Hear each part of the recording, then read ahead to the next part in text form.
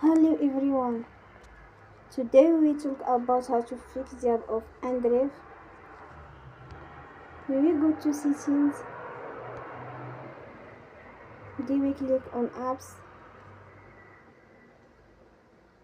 After that we will search the app inDrive and we click. Then you will on force stop. After that we will go to storage. Then we click on clear cache.